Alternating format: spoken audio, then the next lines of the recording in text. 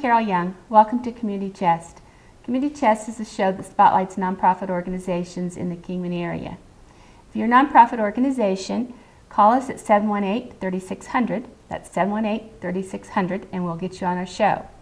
Now, today's topic is going to be on Route 66, and I have with me an author and historian, Jim Hinckley. So stay tuned, don't go away. We'll be right back after these messages.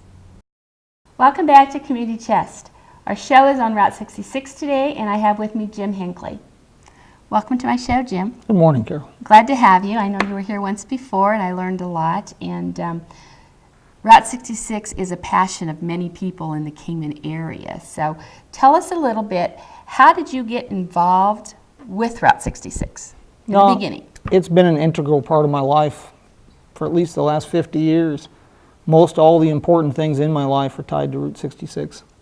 And you're a historian of Route 66. Yes. I mean, you have a lot of knowledge, and you're an author. Let's talk about some of your books. Okay. Which one do you want to cover first? Well, since we're talking about Route 66, we'll start with Ghost Towns of Route 66. Okay. Tell us about that book. Basically, the concept behind this was the resurgent interest in the highway has come too late for a lot of communities. So I profiled the communities that have been overlooked and missed. And the ghost towns of Route 66 are extremely unique in the sense that they're products of the modern era.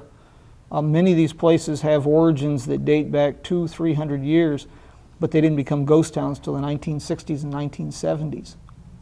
So what would you say is the most famous ghost town on Route 66? Probably Oatman. Oatman? Yes.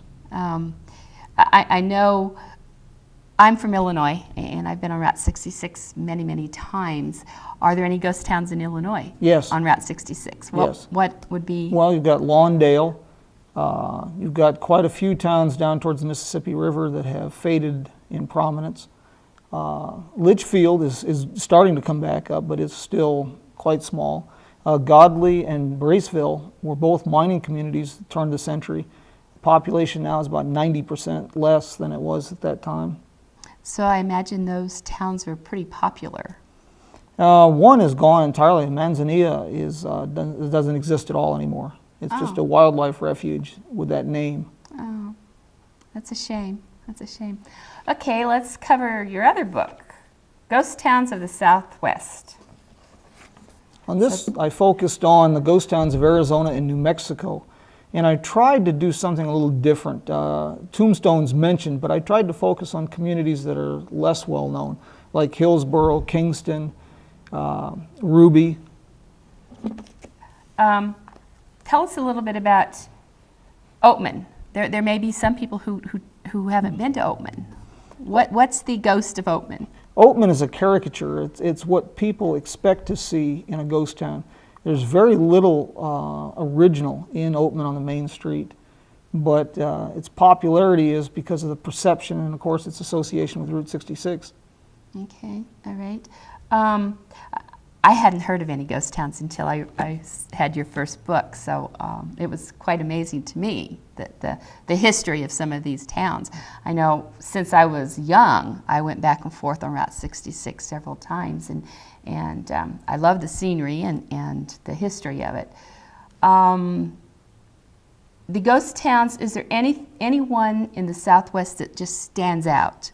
What about in New Mexico? Is there anything? There's quite a few. Hillsboro and Kingston are beautiful little communities up in the Black Range on the east side of the Black Range above the Rio Grande River.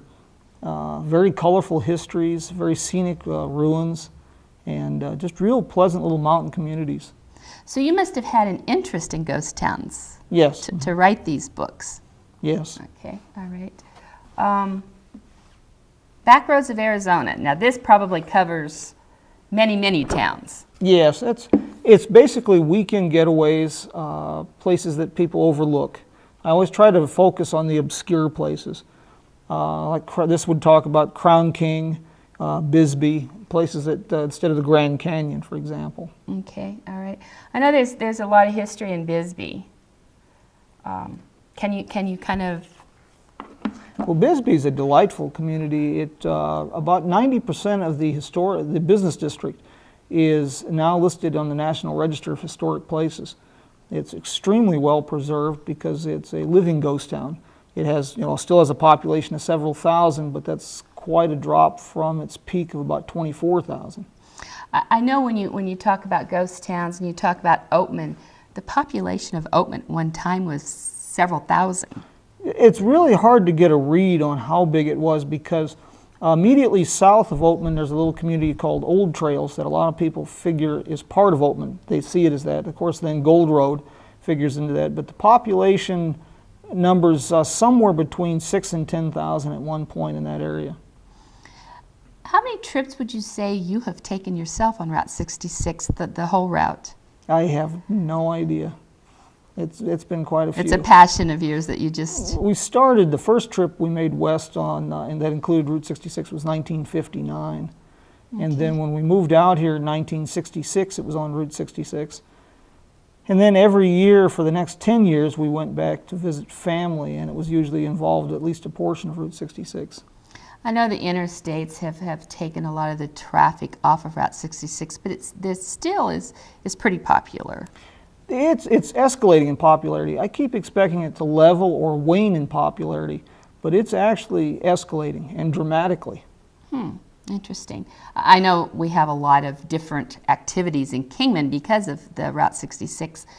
Do you see in your travels some of the other communities that have large events just based on Route 66? A lot of communities are starting to revitalize their community, not just their tourism base, but by revitalizing the Route 66 corridor, making it something that's attractive to the tourist, they're making their town a nicer place that people want to relocate and relocate businesses to. So they're making their town a destination specific for Route 66? Yes. And attractions for that? It would be a focus of the community. That's the central focus of what they're doing. Pontiac, Illinois has done an excellent job of this, and in spite of the economy, in 2011 they saw a 30% increase in tourism revenue. And so far this year they've had a 40% increase over 2011. Now, where is Pontiac in Illinois? Is it in the Central Illinois? And so there's probably a lot of towns like Pontiac that are trying to revitalize and reinvest in some of the Route 66. Yes, there's quite a few communities. Two that really seem to have a handle on this would be Pontiac and Cuba, Missouri. They're both just doing very, very well. Are they both small towns? Very small towns. Cuba's about half the size of Kingman. And through focus on Route 66, they've improved their historic district, brought in businesses that have come in and reopened stores, and now it's even fueling growth in their industrial park. Interesting. So they've helped their own economy just by promoting the Route 66. Yes, by just tapping into this. Okay. Oklahoma, you don't hear too much about Route 66 through Oklahoma. Well, you do quite a lot. Oklahoma, about 85% of the highway is still intact in Oklahoma. They have the museum, the Oklahoma Route 66 Museum in Clinton, Oklahoma, and the National Route 66 Museum is in Elk City, Oklahoma. Yes. I know Elk City. We drove through there a couple of times, and the last time we stopped there at the museum, and I know Kingman always says we're the heart of Route 66, yes. But if you go to Elk City, they will tell you they are the heart of Route 66. A little friendly competition. It is. I know you're in the process of doing a new book. Yes. Can you kind of tell us a little bit as why you're doing the book and what the book is about? It's well, the title's pretty descriptive. It's a Route 66 encyclopedia, and it's a travel guide, and it's a document chronicling 100 years of American societal evolution as seen through Route 66. It's I tried to be, without being sterile, I tried to be as concise as possible because of the amount of information, but covered everything from biographies of people who are pivotal to the resurgent interest or the creation of Route 66, like Angel Delgadillo, Michael Wallace, and then the Cyrus Avery, some of the early pioneers that created the highway system, specifically Route 66.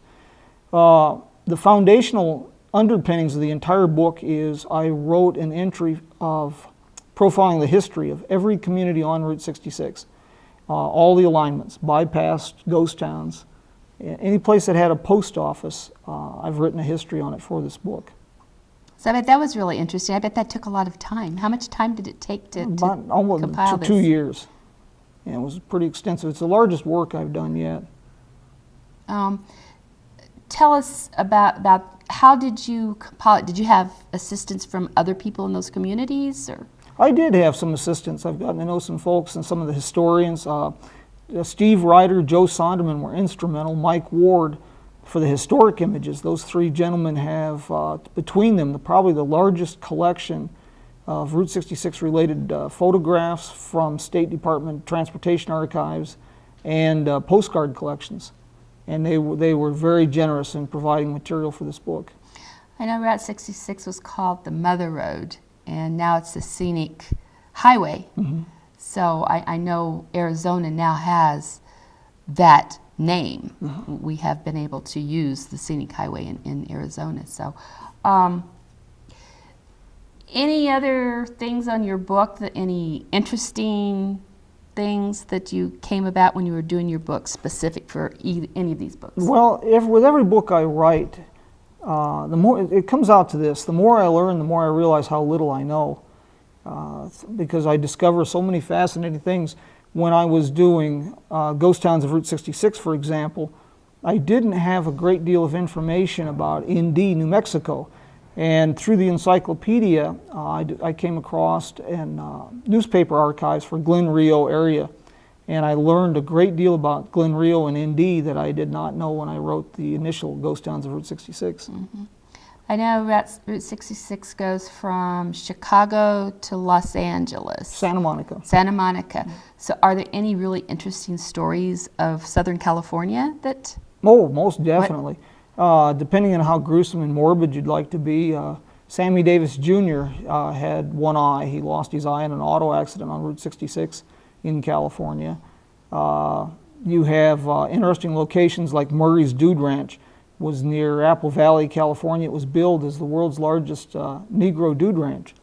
And they filmed a great deal of all black westerns there in the 30s and 40s. It was owned by Pearl Bailey. Oh, interesting. Did not know that. Okay. Well, we're going to take a short break and then we'll come back with some more interesting stories. Stay tuned, don't go away. We'll be right back after these messages. Welcome back to Community Chest. We're talking with Jim Hinckley and Route 66. You told us the stories of California.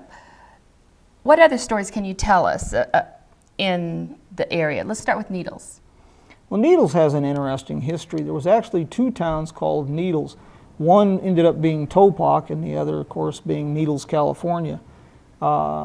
I don't know who knew who, but when I-40 was initially surveyed to bypass Route 66, it was supposed to go from Kingman over Coyote Pass through Golden Valley, cross the river near Davis Dam, through towards Searchlight, and tie in with I-15 south of Las Vegas at the California and Nevada line.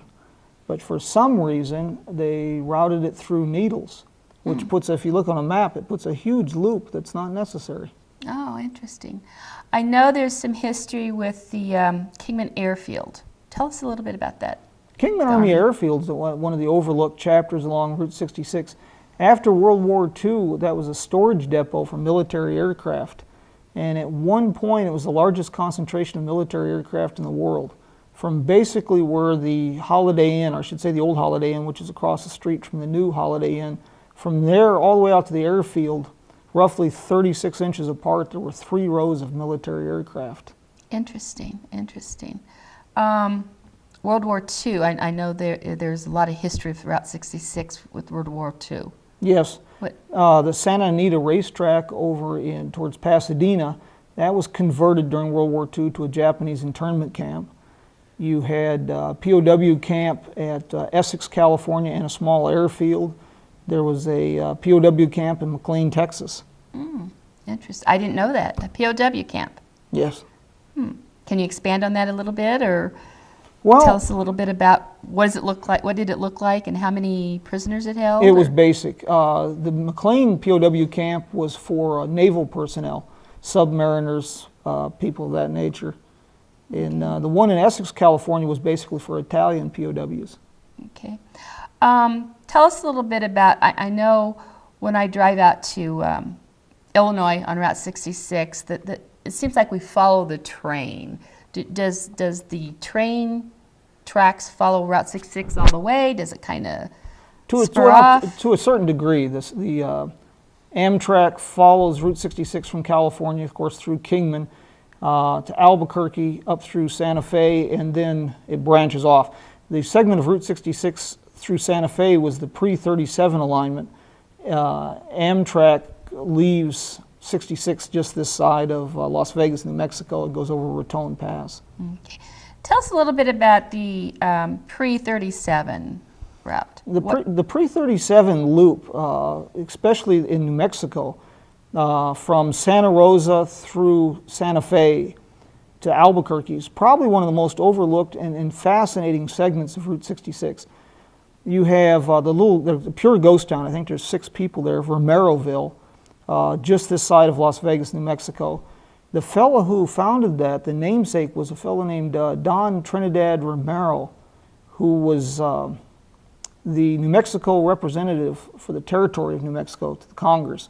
In his home there, he hosted a wide array of people. President Grant, the King of England, General Sherman, were all his guests out there at the ranch. Interesting. The Pigeon Ranch is, when Route 66 followed that route, they literally paved over parts of the Santa Fe Trail through there. There's a little town of San Juan, New Mexico. The church there has been there since 1826. It's cast a shadow over the Santa Fe Trail, the National Trails Highway, and Route 66. And the Pigeon Ranch is right on the road. The guardrail almost touches the building. It's an empty building at this point. It got its name because a Frenchman who spoke Pidgin English established this on the Santa Fe Trail. The well across the road is uncertain years, but there are references as early as the 1720s that well was being used. The Pigeon Ranch, the building that's surviving, was used as the field hospital during the Battle of Glorieta Pass during the American Civil War. So there's a lot of history. I guess driving through on Route 66, I didn't realize there was a pre-1937 area. There's a lot of different Route 66.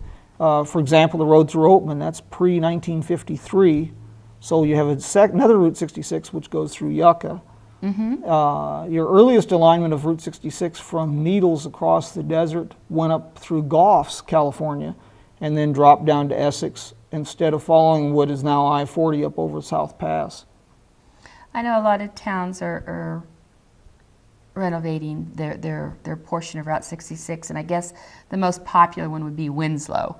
And they've put the sign up there on the corner of Winslow, Arizona, which has brought in a lot more tourists for pictures and things. I know Williams, they have done a lot for their town.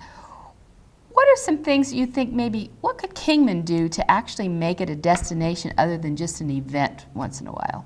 Well, Kingman already is a destination.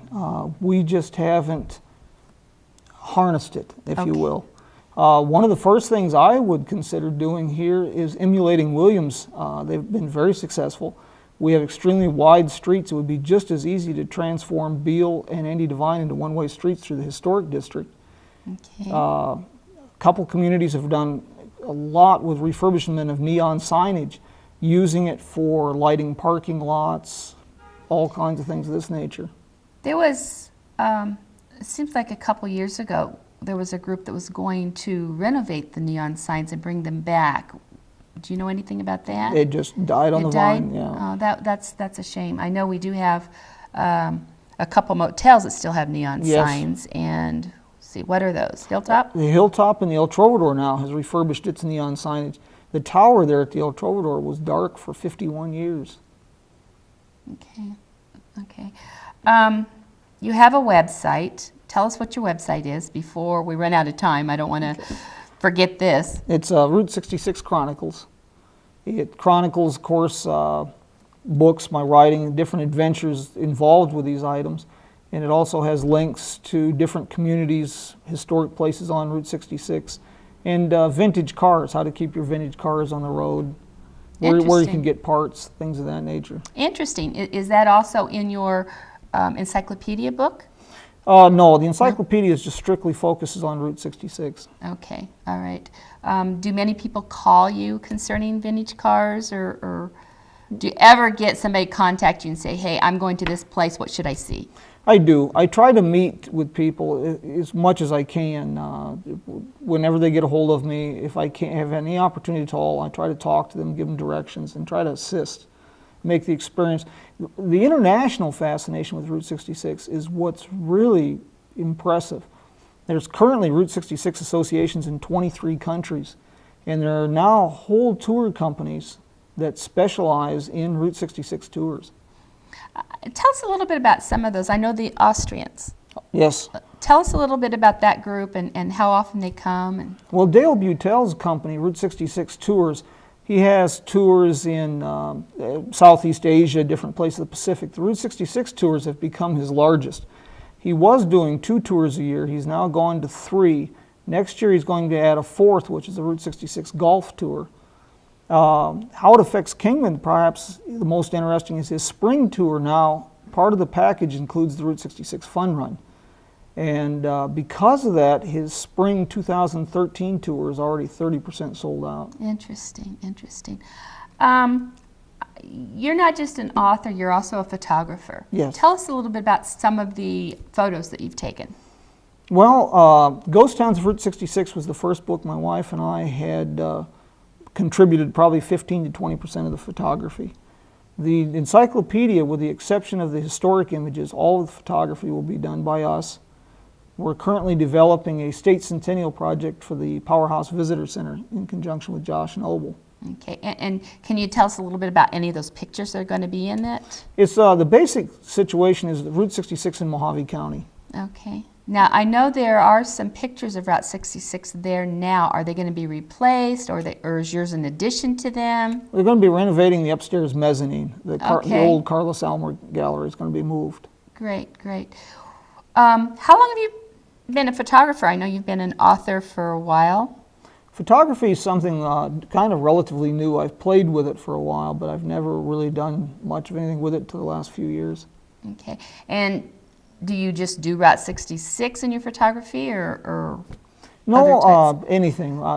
I try to specialize in Route 66 in the American Southwest, because those are the 2 areas that I'm most interested and most knowledgeable on. Okay. You said you're working with Josh on the Centennial. When do you think that will be completed? We're hoping to have the first stage of it done by late July. July. Okay. Tell me a little bit about, you're working on a project with Pontiac, Illinois? Well, Cuba, Missouri. Okay, tell us a little bit about that project. Well, one of the ideas behind writing and photography is I see it as an opportunity to assist and to help communities, people along the road, give them some promotional leg up, get them some media attention. And so we decided, Judy and I really fell in love with Cuba last year, the people, the attitude, the excitement. So we decided that's where we would kick off the debut of the Route 66 Encyclopedia. Okay. And the book comes out just the week before their Cuba Fest event. And so that's where we're going to debut the book. So they have a Cuba Fest every year? Yes. What do they do? What's it consist of? Just a real old-fashioned weekend. Celebration of Route 66 cars. They have a historic cemetery tour, Victorian home tour. They do quilting bees. It's just a real nice old-fashioned farm festival. Okay, and that's in Cuba, Missouri? Yes. Okay, all right. Any other towns that you've been involved with their events or anything? Not to a large degree, no. Okay, all right. Well, we've got just a minute or so left. Is there anything that you'd like to get across to our audience that we maybe have neglected, or what's your next book after Encyclopedia? We've got a few in the works, nothing approved quite yet. Okay.